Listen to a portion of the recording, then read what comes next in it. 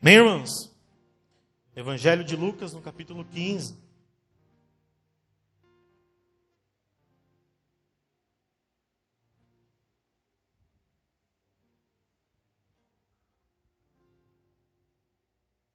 Amém? Preciso de água aqui. Preciso que alguém me traga água, por favor. Amém? Senão não vai dar. Amém, irmãos? Lucas capítulo 15, a gente vai ler o verso 21. Texto bem conhecido, irmãos. Amém? Uma das parábolas mais conhecidas de Jesus, que é a parábola do filho pródigo. Amém? Verso 21, então, irmãos. Lucas 15, 21. Leia assim comigo. E o filho lhe disse, Pai, pequei contra os céus e diante do Senhor. Já não sou digno de ser chamado seu filho. O pai, porém, disse aos seus servos, tragam depressa a melhor roupa e vistam nele. Ponham um anel no dedo e sandália nos pés. Amém? Ponham um anel no dedo e sandália nos pés. Feche seus olhos, irmãos. Senhor Deus, eis aqui a tua palavra, Pai.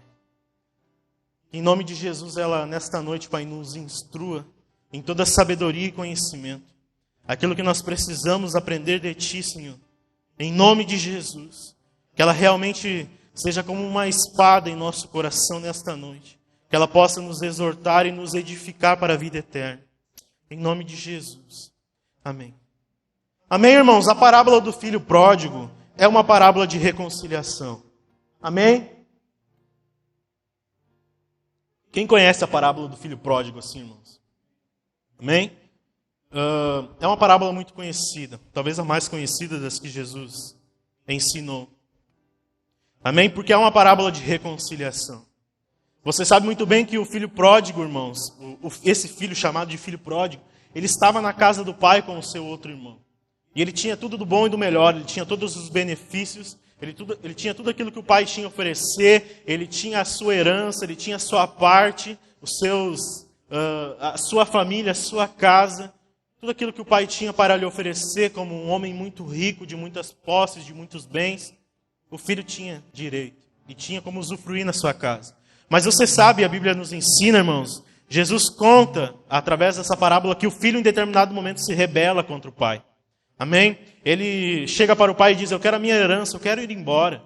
Eu não quero mais ficar aqui debaixo da tua autoridade, tendo que te obedecer, eu quero aquilo que é meu. Porque eu quero viver da minha forma, da minha maneira. E a Bíblia diz que o filho, então, com a permissão do pai, pega todos os seus bens, a parte que lhe cabia na herança, e ele sai viver a sua vida. A Bíblia diz, Jesus usa a palavra dissolutamente, ou seja, de qualquer maneira, de qualquer forma, ao seu bel prazer, né? Como nós fizemos muitas vezes. E a palavra de Deus diz, irmãos, Jesus conta que este menino, por causa das suas ações, das suas atitudes, ele chegou ao fundo do poço. Ele foi parar junto com os porcos, querendo e desejando comer a comida dos porcos, o que é pior do que apenas comer. Ele desejava aquilo, porque lhe fazia falta um alimento de qualidade. Então a Bíblia diz que ele se lembra, na casa do meu pai, até os empregados comem melhor do que eu. Então, num momento de disposição do coração, ele se arrepende daquelas atitudes, daquelas ações que o levou até o fundo do poço, e ele volta então para a casa do pai. Só que tinha uma questão, como que o pai vai receber? O pai tinha sido muito maltratado, irmãos. Este era um pai que tinha sido renegado. Este era um pai que tinha sido feito pouco caso dele. Herança só se recebe depois que o pai morre. Quando o pai ainda está vivo, não existe herança. O pai ainda é dono de tudo. Mas este filho, ele fez tão pouco caso do pai, que ele queria herança para si como se o pai não existisse. Como se o pai estivesse morto para ele, um pai que estava vivo. Como que o pai o receberia? Então Jesus nos conta que quando o filho chega diante do pai, com desculpas, com perdão, com arrependimento, o pai diz algo muito importante, irmãos. Tragam depressa a melhor roupa e vistam nele. Amém? Coloquem um anel no dedo e uma sandália nos pés. Ou seja, Jesus está falando de um pai que recebe de volta, um pai que ama de volta, independente daquilo que aconteceu. Não somente recebe de volta, como trata de resolver os problemas. Ele limpa a imundícia, ele troca as roupas, ele coloca sandália nos pés, ele dá comida, ele promove uma festa e coloca um anel no dedo. Você está entendendo isso, irmãos? Este anel que a Bíblia nos fala, e Jesus conta aqui nesta parábola, irmãos, ele era colocado em pessoas como um símbolo de autoridade. Amém? Um símbolo de autoridade, um símbolo de filiação. Ou seja, o que o pai estava querendo dizer com isso? Meu filho, eu te recebo de volta na minha família, na minha casa. Você não será tratado como os empregados, você será tratado como um herdeiro, como um filho que você é. Eu te perdoo. O pai reafirma a condição daquele filho como herdeiro, como parte importante da família. Este anel, irmãos, era o anel da reconciliação.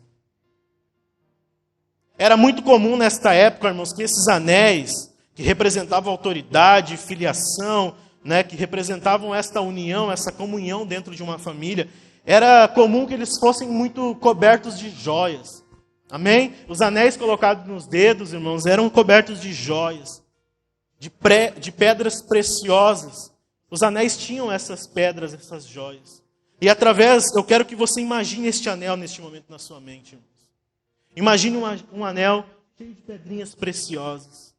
É este anel que o pai coloca no dedo do filho. E com essa imagem em mente, irmãos, eu quero te mostrar, através de cada joia deste anel, os atos de Deus em prol de promover reconciliação entre nós e Ele. E para isso eu quero que você abra sua Bíblia em Romanos, no capítulo 5.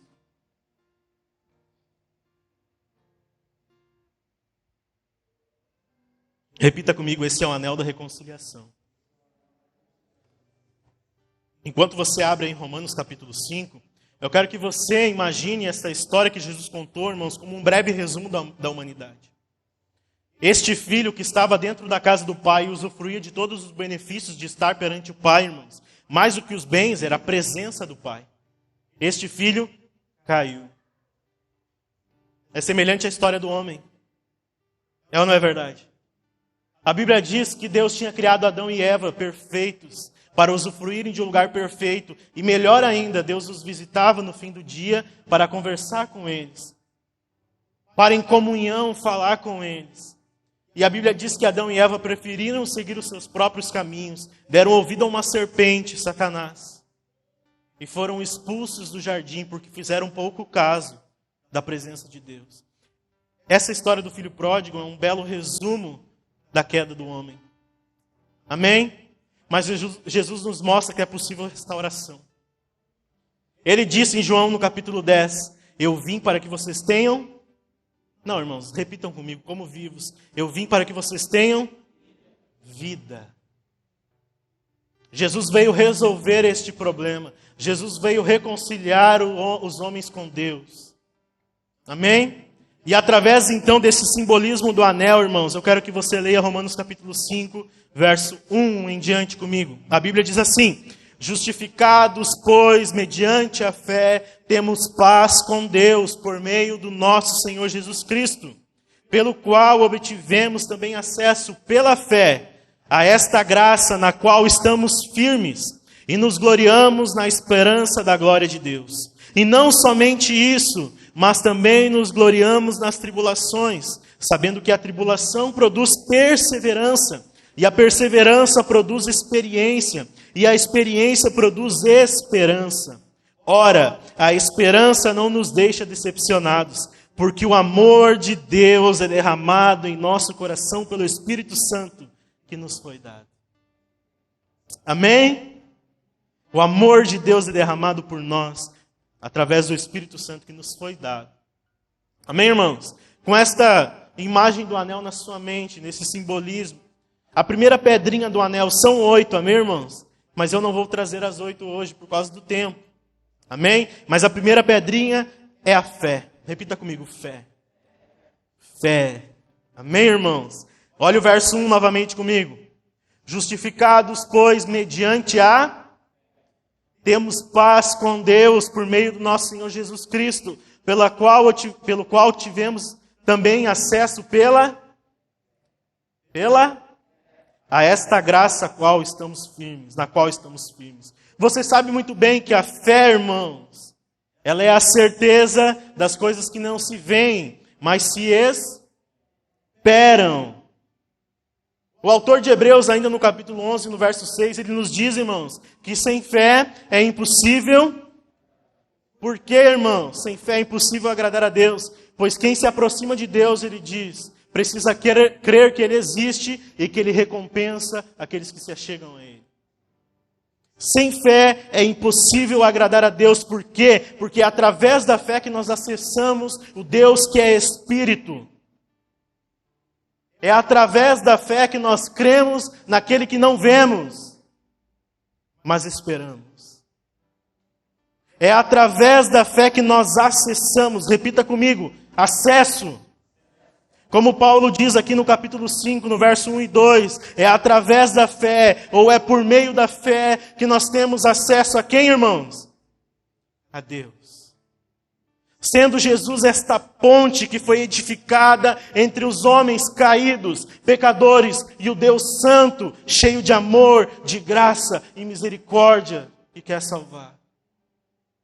A fé é este acesso, você precisa ter fé, e Deus nos dá fé, irmãos, para que através da fé possamos nos achegar a Ele.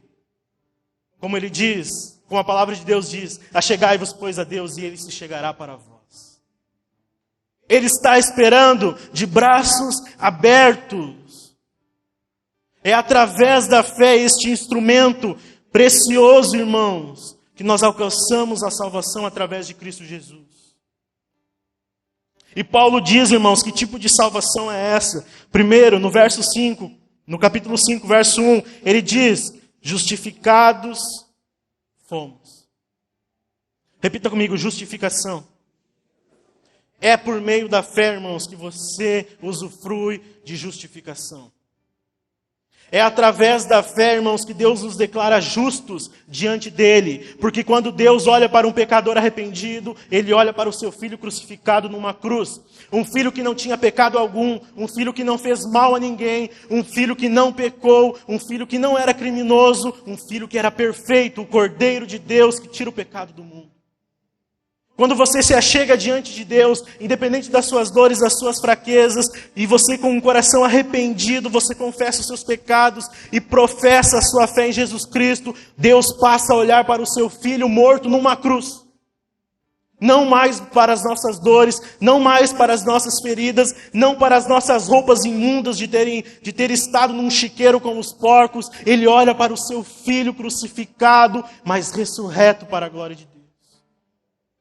É através da fé que você usufrui da justificação, irmãos. Por quê? Porque o justo morreu pelos injustos. O justo morreu pelos pecadores. O justo morreu por pessoas que cometeram crimes contra o Senhor. O justo morreu por mim e por você. Ele levou sobre si as nossas dores. O castigo que nos traz a paz estava sobre ele. Sobre as suas pisaduras nós somos sarados. Ou como nós falamos agora há pouco, Ele veio para que nós tivéssemos vida. Amém? É através da fé que nós somos declarados justos. Quando você, irmãos, através da fé que Deus te dá, quando você confessa Jesus Cristo como seu único e suficiente Salvador, você acaba por usufruir o sacrifício da cruz. Os benefícios da cruz. Você está entendendo isso, irmãos? É através da fé que você crê também que Ele ressuscitou. Que Ele venceu a morte. E que nenhuma dor e que nenhuma tristeza é para sempre.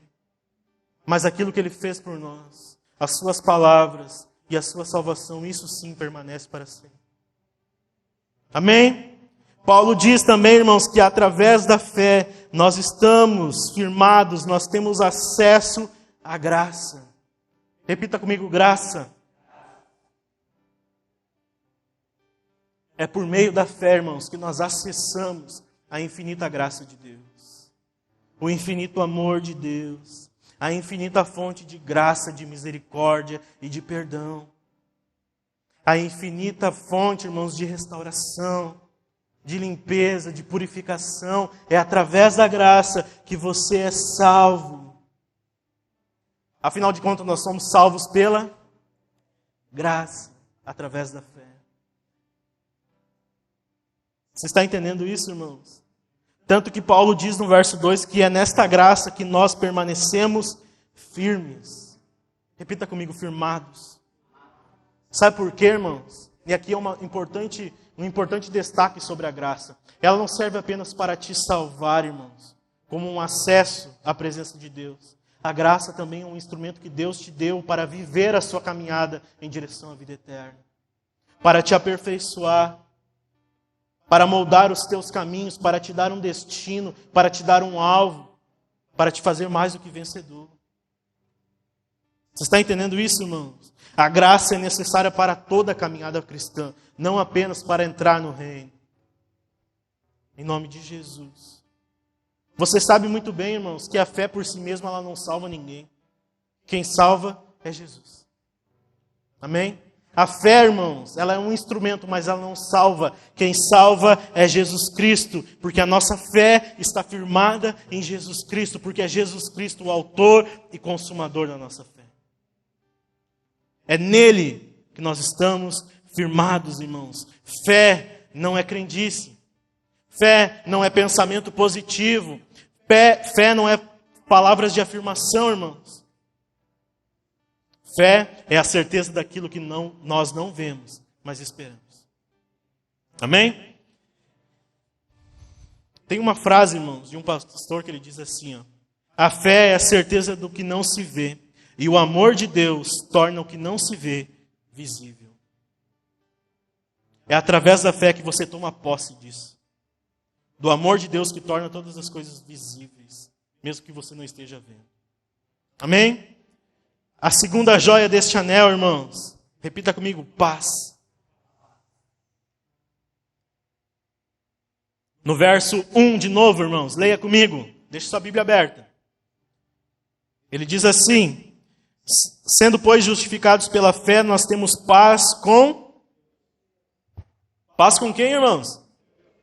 Através ou por meio do nosso Senhor Jesus Cristo. E aí você pode se perguntar, irmãos, paz? Por que paz? Por que paz com Deus? Paulo explica no verso 10, irmãos. Vai lá comigo, ele diz assim: porque se nós, quando inimigos, fomos reconciliados com Deus mediante a morte do seu Filho, muito mais, estando já reconciliados, seremos salvos pela sua vida. Ele explica o porquê, irmãos. Porque se nós, quando fomos inimigos. Por que paz com Deus, irmãos? O pecador, irmãos, que não crê em Jesus Cristo, ele não acessa a justificação, ou seja, ele ainda está condenado por conta dos seus pecados. O salário do pecado é a morte. Aquele que não crê em Jesus Cristo, irmãos, aquele que não confessa Jesus Cristo como seu único e suficiente Salvador, não consegue usufruir da justificação. E se ele não usufrui da justificação, ele não é justo. E se ele não é justo, ele está devendo como um criminoso no banco dos réus. Só há uma forma, irmãos, de ter retirado dos seus ombros o pecado que tanto te atormenta. Através de Jesus Cristo.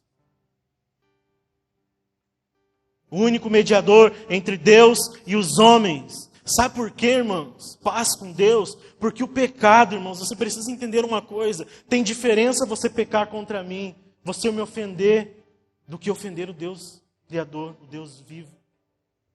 O pecado representa inimizade contra Deus, irmãos. O fato de eu e você sermos pecadores, e nós necessitamos da salvação que vem através de Cristo, é porque antes o pecado nos fez inimigos.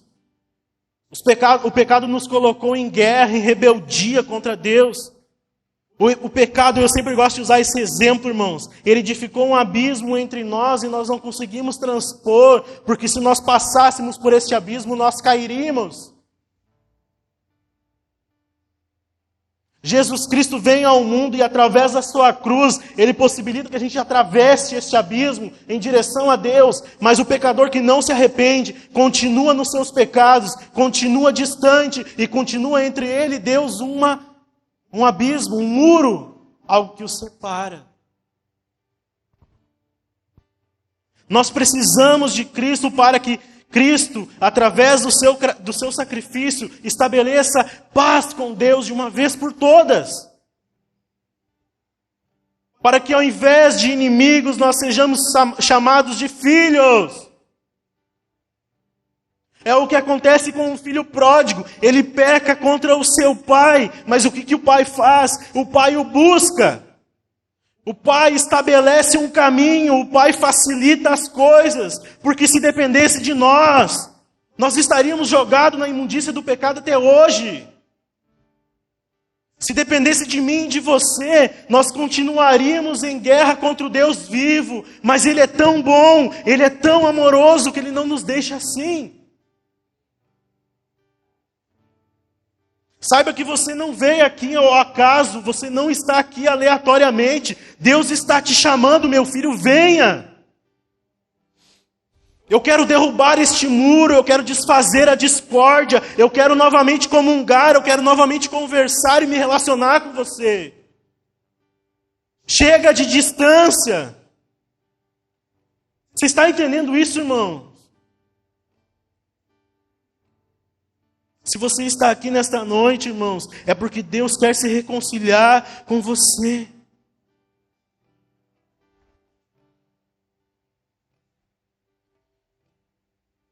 Você sabe, eu sempre falo aqui, irmãos, o pecado é o nosso maior problema. Não é Satanás, não é as forças malignas, é o pecado. É o pecado, irmãos, que nos influencia a coisas ruins. A coisas terríveis, é o que sai de dentro do homem. Satanás espera as brechas, Satanás espera as ocasiões para nos influenciar. É claro, ele quer o nosso mal, ele é o nosso adversário, mas é por conta do pecado. Quando você em Cristo Jesus se achega a Deus, está resolvido o problema. É por isso que Paulo diz em Romanos mesmo, nós somos mais do que vencedores em Cristo Jesus. Por quê, irmãos? Porque a vitória de Cristo na cruz é colocada sobre nós. O principal problema do homem é resolvido. E como é que Deus promove essa paz, irmãos? Enviando o seu único filho para morrer numa cruz pelos nossos pecados. Na cruz, irmãos, Deus estende uma bandeira branca de reconciliação. Quando Jesus Cristo entrega o seu Espírito lá naquela cruz, irmãos, Deus está bradando ao mundo, aos homens e a Satanás: eu estou promovendo a paz.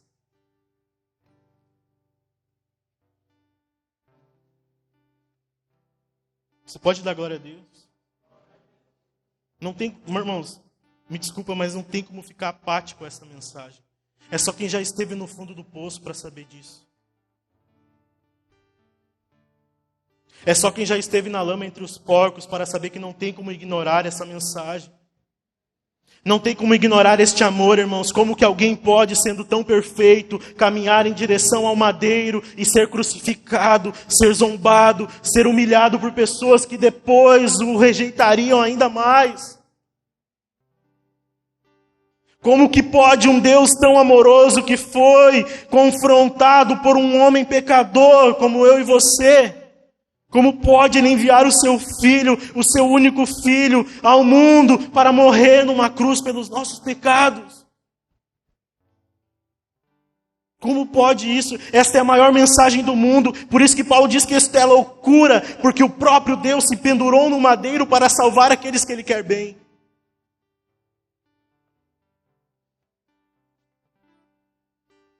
Jesus dissolve esta inimizade. Jesus dissolve aquilo que te afasta ou te afastou um dia. Jesus purifica as tuas feridas. Jesus limpa as tuas vestes para que você possa se apresentar diante de Deus de uma vez por todas como um filho, como um herdeiro. E você não deu nenhum glória a Deus. Isso precisa pulsar no seu coração, meu irmão. Você não é mais inimigo de Deus, agora você é amigo de Deus. Porque Ele promoveu paz em nome de Jesus. Uma coisa que a gente precisa entender, irmãos, a paz que Paulo se refere aqui em Romanos capítulo 5, ela não é um sentimento, irmãos. Ela não é um status no Facebook, estou me sentindo em paz. Não é isso, irmãos. Não é disso que ele está falando. Esta paz a qual ele se refere aqui, irmãos, é um status de condição eterna, que não muda, que não tem variação de mudança. Lá no Facebook você coloca, estou me sentindo triste, no outro dia está se sentindo alegre, mas com Deus você está sempre em paz, porque ela não está sujeita a nada. Não é mera tranquilidade, meu irmão, não significa paz interior, não significa ausência de conflitos, ausência de guerras, não significa que você nunca terá aflição, não é isso, irmãos. Significa que quando você exerce fé em Jesus, você acessa a família de Deus, você é feito filho de Deus, você é feito filho, herdeiro de Deus, para todo o sempre está em paz, na casa do Pai, de uma vez por todas. Você não perde mais este lugar, irmãos. Você não perde mais esse status. Filho de Deus. Amigo de Deus. Você está entendendo isso? O resultado, irmãos, da restauração desse relacionamento é paz de uma vez por todas. Terceira joia deste anel, já estou quase encerrando.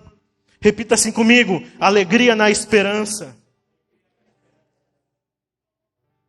A fé, irmãos, é esperar coisas que não se veem, mas se esperam. É uma certeza, é uma convicção. Olha o que ele diz no verso 2, irmãos.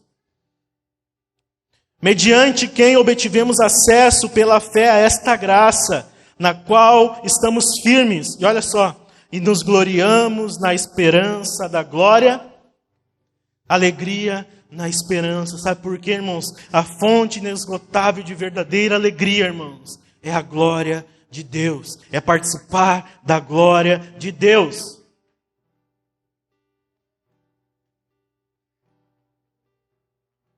Sabe por que Paulo, irmãos, fala que nós devemos nos gloriar, ou seja, cantar, alegrar, regozijar nesta esperança da glória de Deus, irmãos? Sabe por quê? Porque por meio da fé nós acessamos a graça de Deus. Significa, irmãos, o termo aqui, graça, irmãos, o acesso à graça. Paulo está querendo dizer que com isso nós acessamos, nós somos introduzidos ao palácio do rei, diante do trono do rei, sem marcar hora. Significa que agora você tem acesso livre ao palácio daquele que governa para todo sempre. Você não marca mais hora. Você não encara burocracia. Você não encara uma agenda. Você entra agora como um filho, porque o Pai está lá sentado no trono de braços abertos. Esse entendimento, irmãos, ele significa duas coisas básicas, pelo menos. Primeira, você pode se alegrar, pois agora existe uma ponte, irmãos, que foi edificada entre você e Deus. Você pode passar por ela. Como o autor de Hebreus nos diz, ele edificou um novo e vivo caminho. Aquilo que tinha se perdido, que tinha sido manchado, que tinha sido destruído, irmãos. Porque quando Adão e Eva saíram, foram expulsos do jardim, a Bíblia diz que o Senhor Deus mandou 2 anjos guardarem os portões do jardim. Sabe por quê? Para que eles nunca mais entrassem, para que eles nunca mais achassem um caminho de volta. Para que eles não pudessem usufruir daquilo que eles perderam, mas através de Cristo, os portões são abertos para a glória de Deus. Nós não precisamos mais agendar um encontro burocrático e demorado com o rei, irmãos. Agora nós somos introduzidos direto perante o seu trono como herdeiros deste reino que ele prometeu. Por isso que é alegria na esperança. Nós ainda não usufruímos por completo, mas um dia ele vai rasgar os céus e virá ao nosso encontro. A Nova Jerusalém vai descer, irmãos, e nós vamos usufruir para sempre de tudo aquilo que ele preparou antes da fundação do mundo. Você está entendendo isso, irmãos? Segunda coisa básica que esse entendimento nos traz: nós não acessamos a glória de Deus apenas para admirá-la, irmãos, e adorá-la. Não é apenas disso que Paulo está falando. Ele está falando de uma esperança futura, irmãos, de que um dia nós seremos glorificados como Cristo foi. Nós seremos semelhantes a Ele, nós teremos um corpo transformado, a nossa corrupção será tirada, nós seremos eternos, nós não teremos mais limitações. Lá em Apocalipse, no capítulo 21 ou 20, não lembro, irmãos, a Bíblia diz, ele enxugará dos olhos toda lágrima. Não haverá mais morte, não haverá mais dor, não haverá mais choro, não haverá limitação, não haverá mais problemas. Porque um dia nós seremos como Ele realmente é, nós o veremos. Nós participaremos desta glória, irmãos. Por isso que Paulo fala lá em Filipenses, no capítulo 3, verso 20, ele diz assim: a nossa pátria está no céu, de onde nós aguardamos o Salvador, o Senhor Jesus Cristo, o qual transformará o nosso corpo de humilhação, para ser igual ao corpo da sua glória, segundo a eficácia do poder que Ele tem de subordinar a si todas as coisas.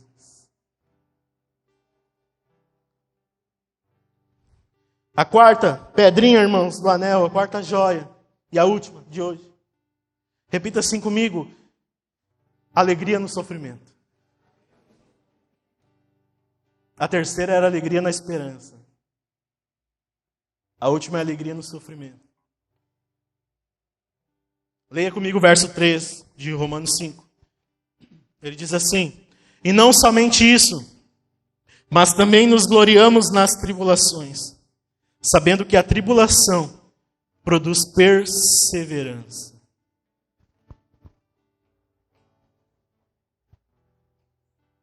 Alegria na esperança, irmãos, é muito fácil. Porque nós temos várias promessas da parte de Deus. Eu mesmo estava falando para vocês aqui quinta-feira, a nossa aliança é superior, irmãos. É baseada no corpo e no sangue de Cristo. É uma aliança superior em promessas, em benefícios, em glória. É muito fácil ter esperança nisso, irmãos. Tudo isso nos traz alegria. Jesus tem coisas preparadas para mim. A gente canta, grandes coisas estão por vir. Né? Daí a gente vai lá e lê Apocalipse, a revelação dos novos céus e da nova terra. De tudo aquilo que Deus tem preparado para os seus filhos. É claro que vai provocar alegria. Amém? Mas antes de você chegar no fim de Apocalipse, irmãos, tem um período de grande tribulação. De muitas e muitas tribulações e de muito sofrimento. A vida não é fácil, irmãos. Quem se achega a Jesus e espera um mar de rosas está na religião errada, porque Ele nunca prometeu isso. Ele nunca prometeu isso. É só você ler, irmãos, quando Ele conta do rico e do Lázaro. Um usufruiu de muitos bens, de muita prosperidade enquanto viveu. Mas usufruiu de tudo isso sem o Senhor. Quando morreu, foi para o inferno. E Jesus fala de Lázaro, que era um miserável. Não tinha nada. Quando morreu, foi para o céu. Nós nos alegramos numa esperança, irmãos, que nós entendemos que ela é eterna. É diferente, irmãos, de se alegrar com coisas passageiras, com coisas deste mundo. Por isso que Jesus diz: não junteis tesouros neste mundo, porque a traça e a ferrugem corroem. Antes, pensem em juntar tesouros nos céus. Eu não estou dizendo que você tem que largar tudo, irmãos, não é isso. Mas a esperança do crente, irmãos, é em algo que transcende a realidade. Não em algo que está atrelado às coisas deste mundo. Porque você pode se alegrar com o investimento que você faz, e amanhã o dólar pode subir a 10 conto, e aí? Não tem estabilidade nenhuma nesta terra, irmãos. É tudo passageiro, é tudo transitório. A alegria que nós temos no Senhor, irmãos, na esperança que nós temos no Senhor, é de que as coisas que Ele promete são eternas.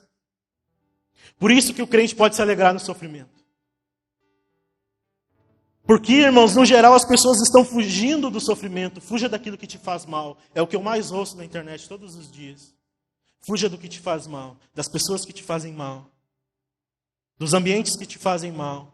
Como se fosse possível viver um estado de paz completa neste mundo. A Bíblia nos explica e nos ensina muitas vezes, irmãos, o porquê de Deus nos fazer passar por provações. Ele nos faz passar por dificuldades, por sofrimentos, por tribulações, para nos lembrar que a vida eterna não é aqui. Não é agora, Ele precisa voltar. Então, se você está muito alegre, se você está muito satisfeito com as coisas deste mundo, saiba, meu irmão, tudo isso aqui é passageiro. O crente pode ter alegria no sofrimento, irmãos, porque nós temos muitos motivos para estarmos alegres. Bom, eu te dei alguns aqui hoje. O acesso a Deus, a condenação do pecado que foi retirado dos seus ombros. Irmãos, isso é para dar glória a Deus e virar cambalhota. Jesus disse, aliás, na parábola do capítulo 15, do filho pródigo, tem outras duas parábolas junto, irmãos. E Jesus diz: o que é impossível para os homens, para Deus é possível. Ou seja, você não pode salvar a si mesmo, e não pode salvar os seus parentes, não pode salvar a sua família. Você precisa do Senhor Jesus. Porque se não fosse por isso, não importa o status social que você tenha, não importa quantos amigos você tenha no Instagram e no Facebook, não importa o dinheiro que você tenha no banco, não tem como comprar a salvação. Nós precisamos do mediador, que é Cristo Jesus. Você tem motivos para estar alegre. Nós passamos por tribulações com essa certeza, irmãos. Como que alguém pode se alegrar na dor, sendo que o mundo quer evitar o sofrimento? Paulo aqui não está falando de masoquismo, irmãos. Não é masoquismo que ele está falando. Não é ter uma atração quase que íntima pela dor, pelo sofrimento, pela humilhação. Não é isso, irmãos. Paulo está falando que nós podemos nos alegrar com a tribulação. Sabe por quê? Porque a tribulação na sua vida, na minha vida, a provação pelo fogo, ela é pedagógica.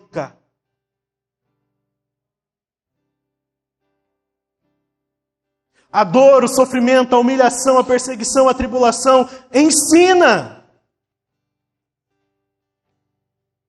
Nós podemos nos alegrar no sofrimento, irmãos, porque Deus nos ensina em todas as coisas. Você pode dar glórias a Deus quando passa por tribulações, porque é sinal que Deus está te ensinando. Ele não te largou nos seus pecados. A pior coisa, irmãos, é ser ignorado por Deus. Viver no mar de rosas. Não tem problema nenhum, não tem dificuldade nenhuma. Não é afrontado por ninguém. Não é visado por Satanás. Sabe o que está acontecendo? Você está caminhando ao inferno e não está percebendo. Mas quando Deus nos prova, irmãos, é porque Ele quer nos ensinar. A alegria que salta do sofrimento, irmãos, ela vem quando você entende que Deus usa toda e qualquer situação para nos ensinar, independente do que for. Em Tiago, irmãos, no capítulo 1, eu já estou encerrando, ele diz assim, Tiago 1, verso 2, meus irmãos, considerem motivo de grande alegria, sempre que passarem por qualquer tipo de provação. Olha só, pois sabem que quando sua fé é provada, a perseverança tem oportunidade de crescer. E é necessário que ela cresça, pois quando estiver plenamente desenvolvida, vocês serão maduros e completos, sem que lhes falte nada. Aliás, prosperidade, ausência de necessidade. É quando você entende, o Senhor é meu pastor. Ele é o meu pastor, nada mais me falta. Ah, mas 10 mil estão caindo ao meu lado, à minha direita. O Senhor é meu pastor. Ah, mas está tudo desmoronando. A minha vida está indo de mal a pior. Você entende? Deus sabe de todas as coisas. Isso basta. Ele está me ensinando. Eu não estou dizendo que você tem que se conformar com os problemas. Não é isso, irmãos. Até nisso Deus te dá graça para vencer. Mas entenda, o crente, irmãos, até mesmo na dor, até mesmo na morte, aliás, o crente é vitorioso quando morre. É o que Tiago está nos ensinando. Sejam alegres, considerem motivo de grande alegria, porque é através da provação da vossa fé que a perseverança cresce em vocês. É necessário que ela cresça para que vocês sejam maduros.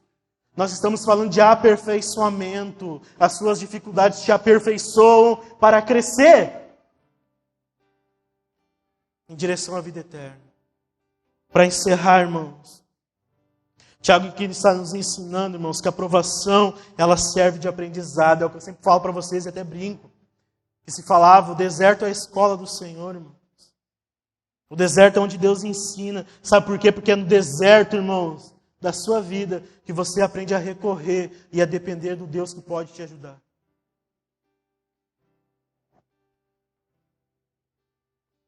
É no deserto, irmãos, que nós aprendemos a depender realmente de Deus, quando nada mais funciona, quando o seu braço não alcança, quando as pessoas te abandonam, quando você está sozinho, quando você está em uma dificuldade que parece não conseguir transpor. É no deserto que você aprende a depender de Deus, porque é no deserto, irmãos, que Ele faz o mar vermelho se abrir, que Ele tira a água da rocha, que Ele faz o povo derrubar muralhas de Jericó. Os grandes milagres acontecem nas dificuldades, irmãos. Nas dificuldades. Deus usa as provações para moldar o nosso caráter, irmãos. Para nos tornar maduros, aperfeiçoar a nossa fé, nos tornar parecidos com o Filho mais velho, Jesus Cristo. É importante que Ele cresça e eu diminua. Tem situações, irmãos, tão adversas, tão demoradas, que o Senhor usa na nossa vida, irmãos, para gerar algo em nós que muitas vezes nós não gostamos. Paciência. Paciência. É o grande desafeto de quem tem ansiedade, né? É natural da nossa vida, irmãos, querer tudo para ontem. Querer que Deus resolva de uma hora para outra. Sendo que Ele pode fazer isso. Mas Ele quer gerar em nós paciência. Sabe por quê, irmãos? É óbvio, você está sendo treinado, irmãos. Enquanto você é aprovado pelo fogo, você está sendo treinado pelo Senhor. É óbvio que um dia você vai alcançar a vida eterna, a salvação é individual. Mas saiba de uma coisa. Deus quer provar você, Deus quer gerar paciência em você. Deus quer aperfeiçoar o seu caráter. Deus quer te dar ferramentas para que você possa curar outras pessoas. É o que eu sempre falo aqui para vocês, já estou encerrando, irmãos. Não pare em você. Não pense que pare em você. Não pense que é só sobre você. Não é sobre você, é sobre Jesus e o que Ele está fazendo nas pessoas que te rodeiam. Ele está gerando em nós paciência através do fogo, para que quando você conseguir adquirir a capacidade, irmãos, de suportar o fogo da fornalha, como Sadraque, Mesaque e Abidnego, você vai olhar para o lado e ver que tem um quarto homem na fornalha que está passeando, irmãos. Oh, meu Deus! Você nunca está só. Eu repito aqui para vocês, irmãos, não é um mantra. O Salmo 23... Ainda que eu ande pelo vale das sombras e da morte, eu não temerei mal algum. Por quê? Porque o Senhor está comigo, a sua vara e o seu cajado me consolam. Davi entendeu muito bem isso, irmãos, que a sua força para derrubar um gigante não estava na sua pequenez de estatura, mas estava no Senhor dos exércitos. O Deus de todas as batalhas, o Deus que protege e socorre os seus filhos, aquele que está sentado no trono, que vive e governa para todo sempre, irmãos. E que um dia voltará para nos buscar. Se coloque de pé.